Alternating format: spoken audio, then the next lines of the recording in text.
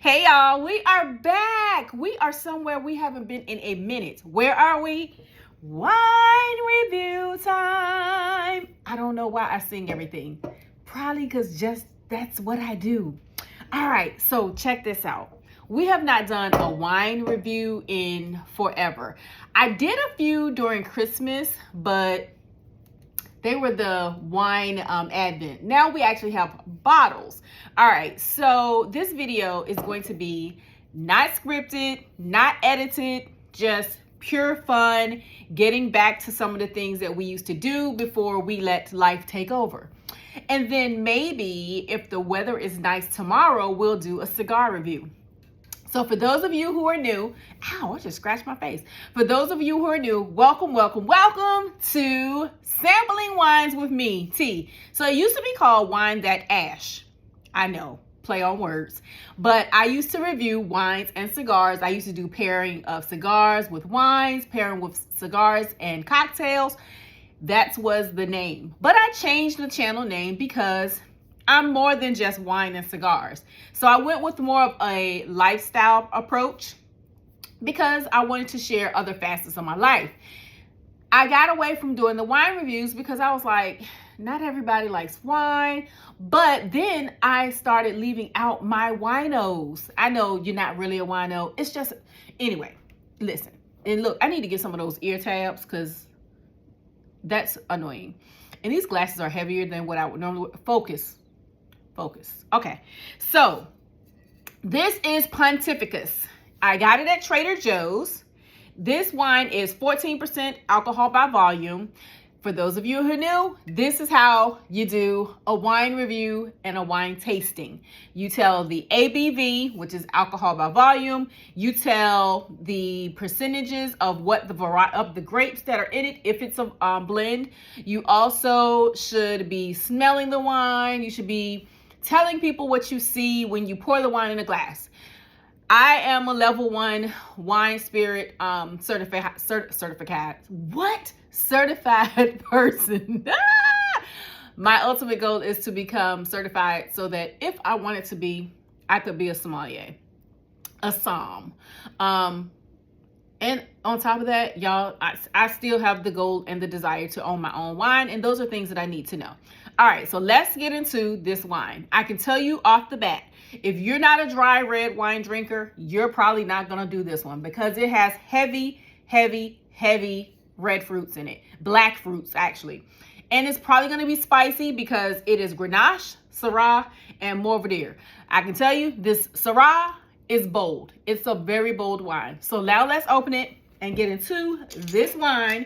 And I am going to use my tulip aerator to pour it out. And what do you do that for? You use some type of aerator because it helps to open the wine up. What is opening the wine? These are all things for the newbies. I know some of y'all know what it's all about. I know it's probably boring. I know it's probably dry as this wine, which is fine. But for those of you who don't know, for those of the people who are there who are watching and don't know, I need to educate people, okay? I'm so sick of pushing these glasses up.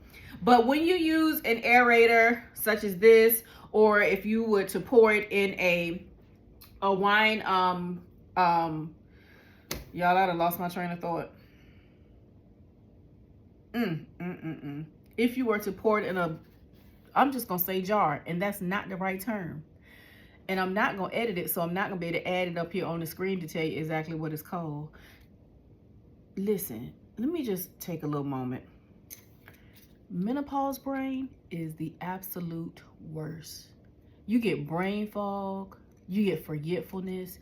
Sometimes you get stuck and are trying to figure out, what was I about to say? Yeah, I still can't think of it. But at any rate, when you use aerators or when you pour them in your glass, if you let it sit, it's opening up the bouquet. That's all I need to tell you. All right.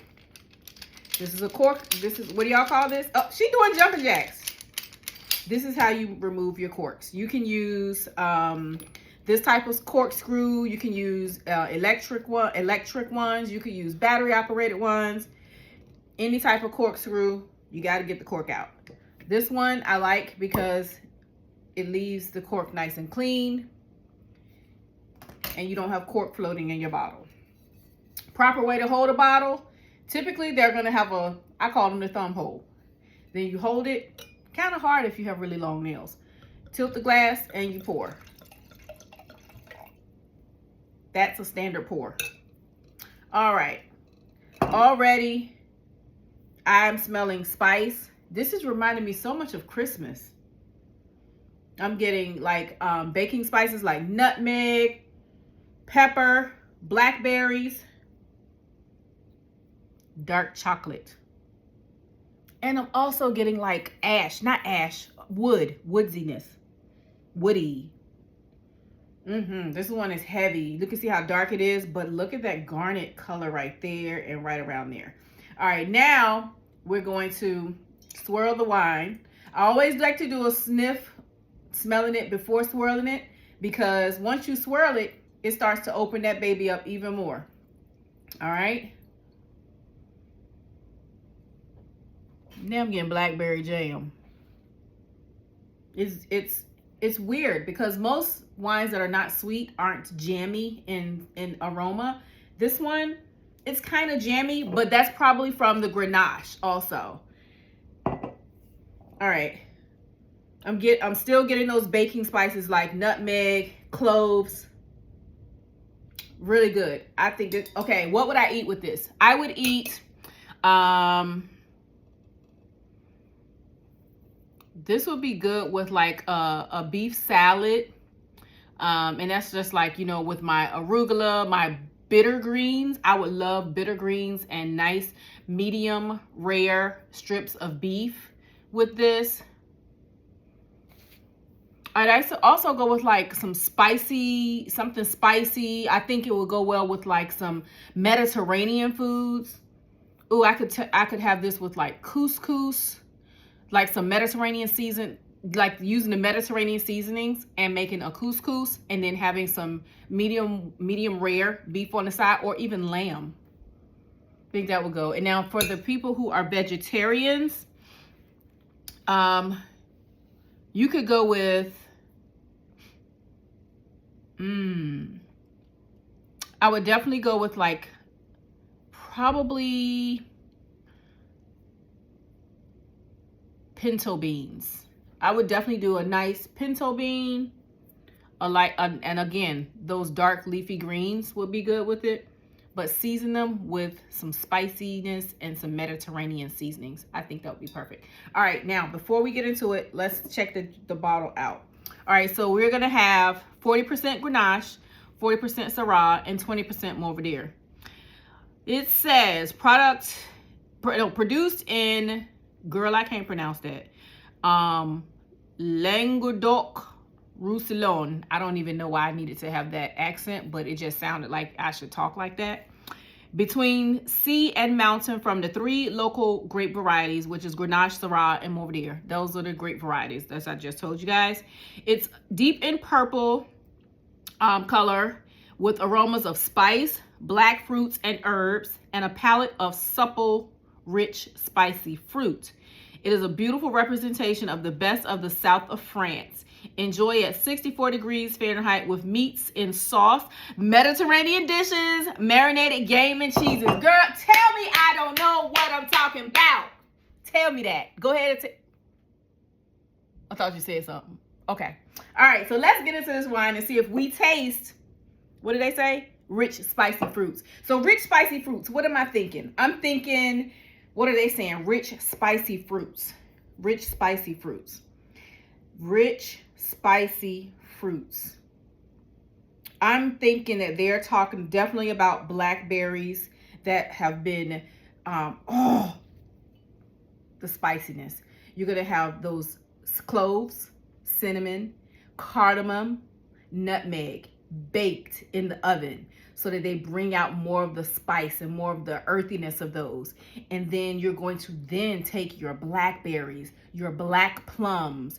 You're going to take like maybe even some figs, put those spices over it, put them back in the oven until it becomes nice and gooey and jammy. And then that's how you're gonna get those spices and the fruit. Oh, I might have to do that and put that over top of some cheese. Ooh, that would be a really good brie. And I think that would be something that's delicious in the wintertime. I might keep that recipe in mind. Bake all those spices and then put those fruits in there. Then bake it again and then put it on top of brie and bake it again and drizzle some honey over the top. Oh, baby. Yes. That is a great appetizer for a holiday. Okay. Let's get into it. Let's get into it. Because we have been chatting for 10 minutes and that is 10 minutes a long time. I was going to say 10 minutes too long, but why is it too long when you're just talking about wine? Anywho, let's get into this glass.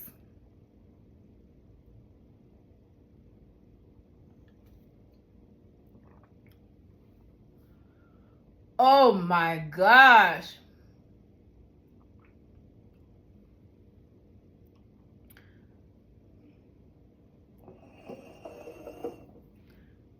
One, I'm going to get probably 2 more bottles. 2, the way my mouth is watering, it's like my mouth is so juicy. It's almost like I just bit into, just imagine if you had one huge blackberry. It's almost like I just bit into a blackberry that's dripping in honey and cinnamon, because and pink pepper. Oh, this is so good.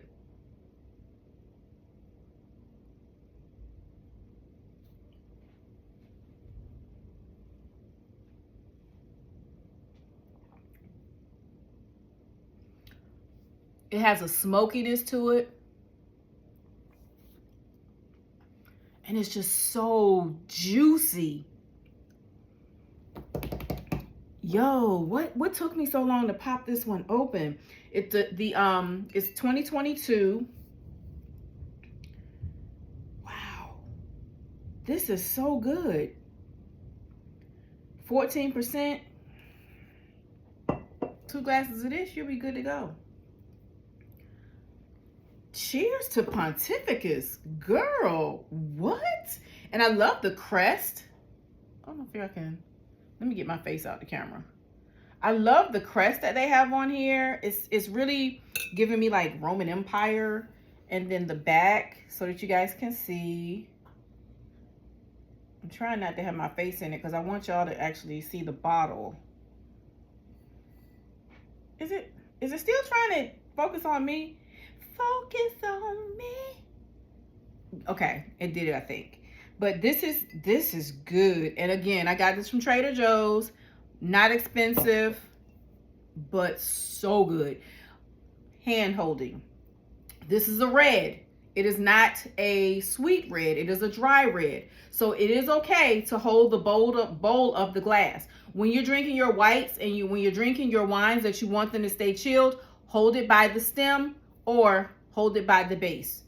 Don't hold it by the bowl because you're going to transfer your body heat into the glass and you do not want to change the temperature of your wine when you drink it. This is best served at 64 degrees and that's probably because it's a red blend. Most dry reds, you want to keep them and serve them typically room temperature. This one is going to be good, even better once it's chilled. So I typically don't chill my reds unless they are blends that, you know, I feel like it's going to bring out more flavor. This one, I could do it room temperature or chilled. So since I've had it at room temp and I'm going to finish this glass, I'm going to cork it off and then I'm going to chill it and see what it tastes like when it's chilled. Now, corks. Let's talk about corks. This is not a typical, this is not your standard cork, like a, you know, like cork board. This is more like a waxy one. I don't know if you can see the shine on it. Let me get out the camera and see if that, girl, I don't know. This is in cinematic and it be trying to focus on me. All right, so this is kind of waxy. I like these because, you know, the lettering stays on them for the most part. I do collect my corks because I make projects out of them. Like one year I made a Christmas tree. Right now I'm working on another project, and I keep my bottles. Why? Because I need the labels off of them, because I've made shoes and use my labels on my shoes. I'm also gonna probably do a purse and use the labels from the cigars and the wine. This is not why we're here today, to talk about crafts. But anyway, 15 minutes in, cheers to you. Cheers to us coming back with our wine and cigar reviews. I have some editing to do. I am going to talk to you guys later. See you later. Back to wine and that ash. I'll talk to y'all later. Bye.